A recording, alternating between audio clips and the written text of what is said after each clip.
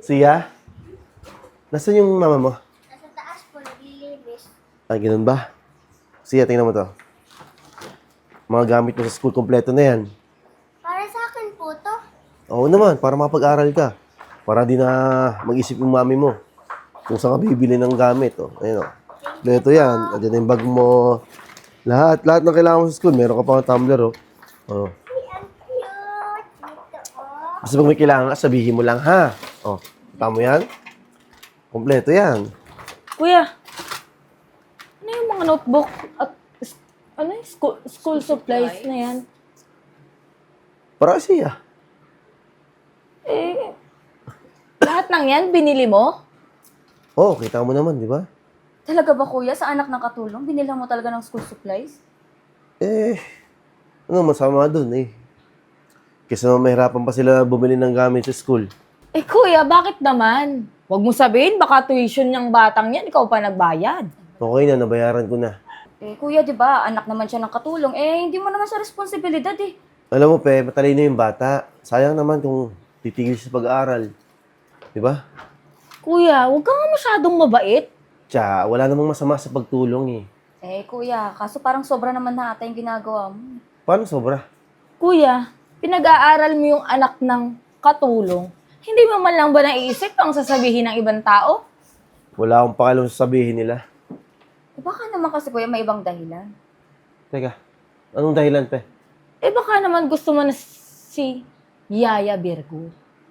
Tsaka, anong klaseng pag-iisip naman yan? Eh, ikaw kuya, ano bang gusto mong isipin namin? Alam nyo, tumutulong lang naman ako, ha. Dito, sa bata, gusto mag-aaral. Alam mo kuya, kung kami tatanungin, hindi lang tulong yung nakikita namin. Alam nyo kayong dalawa, ha. Masama yung paratang nyo. Wala naman siyang masamang ginagawa para pagdudahan nyo. Kung wala na kayo sasabihin, tapos na yung usapan. Siya, dali mo ito sa mama.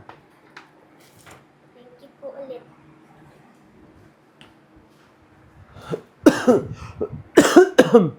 May kakaiba talaga dito. Sinabi mo pa. Ba yung napapansin ko eh. Dapat malaman natin kung anong totoo. Kuya, Ah, dito ka lang pala eh. Kanina pa kita hinahanap eh. bakit? May gusto sana kita makausap. Tungkol saan? Diretsa ang tanong na kuya. May gusto ka pa dun sa katulong natin? Wala. Anong wala? Eh, imposible naman yung kuya kasi ikaw bumibili nung gamit ng anak niya sa school. Ikaw gumagawa ng assignment. Tapos, ikaw pa nagbabayad ng sa tuition. Oh, Sinabi ko naman sa inyo na gusto ko lang tulungan yung bata. eh bakit kasi ganun kuya? Ang dami naman pwedeng batang tulungan mo dyan. Bakit dun pa sa anak ng katulong? Alam mo pa eh, nakikita ko si Sia na posigido mag-aral kahit kapos sila sa pera. O baka naman kasi kuya, may iba kang dahilan para mapalapit ka dun sa nanay niya. Pe, sobra ka na, ha. Kuya, nag-aalala lang naman kasi ako sa'yo. At ako, pe, nagtataka na kung bakit masama ang iniisip niyo dun sa katulong natin. Kuya, nagkasabi lang naman ako sa'yo. At gusto ko lang tumulong. Eh, basta kuya, mag-ingat ka. Baka mamaya kasi ginagamit ka lang ng katulong na yun. Pe, gusto ng loob yun. Ano ka ba? Sige na, kung wala ka naman sasabihin. Bumalik ka dun, may tatawagan lang ako. Pahala ka kuya, basta ako nagsabi ako sa'yo.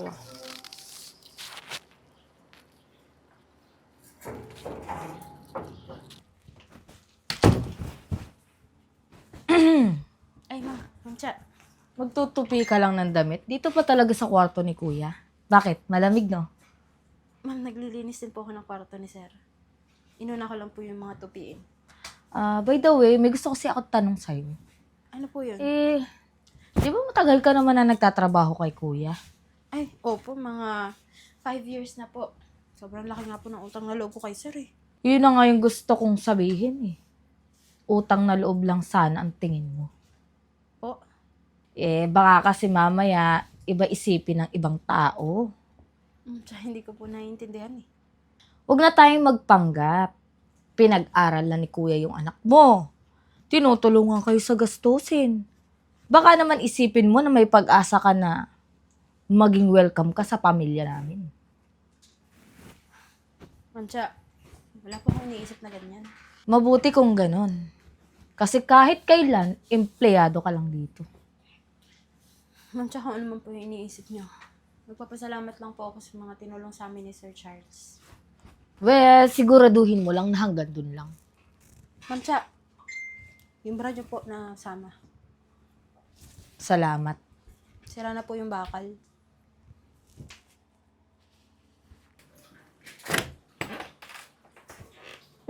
Ba't nandito ka? Ano, gusto mo din maki-aircon?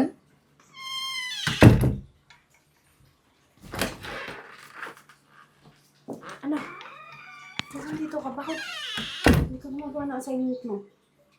May problema ka ba? Mama, Bakit? totoo po ba nagalit sa atin si Ate Cha at si Ate Fe? Anak, bakit mo naman nasabi yan? Narinig ko po sila, katulong ka lang daw po dito. Dahil po sa atin, nagkakaproblema po si Sir Charles. Baka po tama sila. Anak, hindi. Huwag mo isipin yan. Kung hindi po dahil sa akin, wala po silang pag-aawayan. Anak, huwag mo nga isipin yan. Ma, ayoko na mag-aral. Ano ka naman sinasabi mo? Di na lang po ako mag-aaral para po wala na silang masabi. Anak, hindi pwede. Ayoko na po maging pabigat. Kasi po lahat po ng gamit ko, si Sir po ang nagbili. Anak, binilang ka niya ng gamit kasi natutuwa siya sa'yo kasi matalino ka. Pero inaaway po nila kayo dahil sa akin. Anak, makinig ka nga sa akin. Wala kang kasalanan, okay? Ha? Kaya huwag mo intindihin yung sinasabi nila, huwag mo intindihin yung ginagawa nila. Mag-aral ka lang mabuti, ha? Sige na, punta ka natin sa kwarto mo, mag-aral ka din. Gawa ka assignment mo.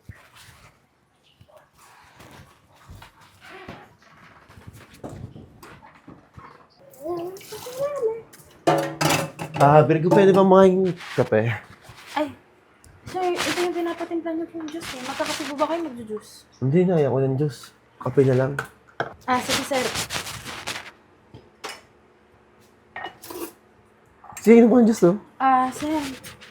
May ibibigay po sana ako sa inyo. Sir, magkano kaya yung nagastos niyo dun sa school supplies ng anak ko? 500 lang po yung meron ako dito. Bawas nyo na lang po sa sahod ko yung iba. Bakit? Di naman kita sinisingil na. Hindi sir, tanggapin mo na kasi... Alam mo kung saan loob yun. Sige na, kunin mo na yan. Sir, hindi ko talaga kaya tanggapin. Ayoko na humin sa Bakit? sahod. May nagawa ba akong kasalanan sa'yo? Sir, wala ho. Sobrang laki mo ng utang na loob ko sa inyo. Kaya lang, Ano po kasi, pinaaway nila. ano nga? Ha? Ano yun siya? Pinaaway po ni Ate Cha at Ate Fe si Mama. Ba't di mo sa akin sinabi? Sir, ayoko ko kasi mag-away kayo. Madalang ko sa aming mag-ina. Nag-iisipan mo kasi wala ako ng hindi maganda tungkol sa inyo. Baka wala ka namang ginagawang masama eh. Hindi mo naman kailangan ibalik to. Sige na. Kunin mo ito kakasapin yung dalawa. Sir, sobra na ho yung pagpapaaral mo sa anak mo. Kahit yung bayaran ko na lang ho yung mga gamit ng anak ko. Actually nga, meron ako kay siyang allowance. Sir, huwag na ho. Ano ka ba? Hindi naman kakasya yung pera mo eh. Sir, sumasahod naman ako eh. O kulang yun. Paano ka makakaipon? Di ba? Sir, hindi niyo mo kailangan. Masipag yung anak mo. Gusto ko lang tulungan yung anak mo. Tsaka ikaw, para hindi habang buhay, gakasambahay ka. Tsa, hali nga kayo. Sir, Kaya mo ako. Mabuti pa, mamalengke ka na muna. Isama mo yung anak mo. Sasama ako. Pag may gusto ka, kunin mo lang, bilhin mo ha. salamat po sir. O siya, sige. Tsape! Kuya! Nasa... Oh, kuya. Parang aga mo naman ata gumising. Kayo dalawa ha. So kayo makakausap. Kasi ano ba yung pinagsasabi niyo kay Virgo? Kuya, ba't parang galit naman ito naman? Eh, kung kinausap man namin siya, eh, ano naman? Ano ba sinabi niyo? Eh, yung katotohanan lang. Ano ba yung totoo sa inyo? Ito naman si Kuya, nag-aalala lang naman kami sa'yo. Baka kasi mamaya, ginagamit ka lang nila. Ginagamit? Oo, pinag-aaral mo yung anak niya. Tinutulungan mo sila. Ikaw lahat. Eh, ano masama dun? Eh, ang masama kasi dun, Kuya, halos inaasa na lahat sa'yo. Hindi. Alam niyo kung ano nakikita ko? Isang ina na nagsisika para lang mapagtapos niya yung pag-aaral yung anak niya. Pero kuya, Hindi pa ako tapos, Tsa. Alam niyo ba, na gusto nang tumigil ng bata dahil sa inyo? Ano? Narinig siya yung pinag-uusapan niyo. Kuya, hindi naman namin sinasadya yan eh. Alam niyo, nangyari na eh. kuya, kami lang naman yung nag-aalala. Alam niyo, hindi pag-aalala ang tawag dyan. Panguhusga. Alam niyo, ngayong dalawa, wala namang kayong alam sa pinagdadaanan ng mag-ina eh. Eh bakit ba kasi tinutulungan mo sila? Alam niyo, may pangarap yung bata. Kaya ko siya tulungan. Lalong-lalo na nakikita ko yung sarili ko dun sa bata na mataas ang pangarap. Hindi tulad niyo. Hanggang ngayon, maasa pa rin kayo sa akin. Kayong dalawa ha, kung di niyo kaya tumulong, pwede ba manahimik na lang kayo? Kahit ano pang sabihin mo kuya, hindi pa rin tama na masyado kang malapit dyan sa katulong mo. Oo nga, kuya. O, pinag-aaral mo na nga yung anak niya eh. O, pati, baka niya sa susunod, pati buhay nila, kargo mo na. Hanggang ngayon ba naman, ganyan pa rin kayo mag-isip? Nagiging practical lang kami. Hindi. Mapanghusga lang talaga kayo. Kami pa talaga ngayon ang mali. Oo. Kuya, kapatid mo kami ah. Eh, ano ngayon? Dahil ba kapatid ko kayo? May karapatan na kayong diktahan ako? Kung sino yung tutulungan ko? Kuya, nag-aalala lang naman kami sa'yo eh. Alam niyo, hindi naman pag-aalala yung ginagawa niya eh. Pangingialam na. Kuya, Hindi pa ako tapos. Kayong dalawa ha, matagal ko na pinawabaya yung ugali niyo ganyan eh. Ano ba ginawa namin sa'yo, kuya? Sa tuwing dumadalaw kayo dito, di ba? Ang dami yung napupuna. Si Virgo nagtatrabaho ng maayos para yun sa anak niya. Kayo, minsan lang ay pumunta dito, parang kayo pa yung may-ari ng bahay, tsaka ng pera ko. Ano kayo na mag-decision sa buhay ko? Ganun ba yun? uy kuya. O bakit? Totoo naman, di ba? At kung gusto ko pag-aralin yung batang yon, gagawin ko. Kuya! At kung dumating naman yung panahon na gusto kong ligawan sa Virgo, Ano? wala kayong magagawa. Seryoso ka kuya? Oo! Kahit tutol kami? Hindi ko kailangan ng permiso nyo. Mga kapatid ko kayo. Pero hanggang doon lang yun. Ang ibig mo sabihin? Ibig sabihin nun, wala kayong karapatan mag-desisyon sa buhay ko. Kung di nyo kayang respetuhin yung mga taong pumapasok sa buhay ko, huwag na muna kayo pumunta rito. So ano ibig mo sabihin, kuya, na pinapalis mo na kami? Pinapaintindi ko lang kung ano yung lugar niya. Ngayon, kung wala na kayong gustong sabihin, umuwi na kayo sa inyo. Dahil lang sa tulong, parang pinapaalis mo na kami dito. Oo. At isa pa, baka maging sister-in-law nyo yun. Gantihan kayo. Kaya bago na kayo. Tara na nga! Hindi pa to tapos ha, kuya. We shall return. Oo, punta dyan pa kayo. Turos nyo na kayo, uwi.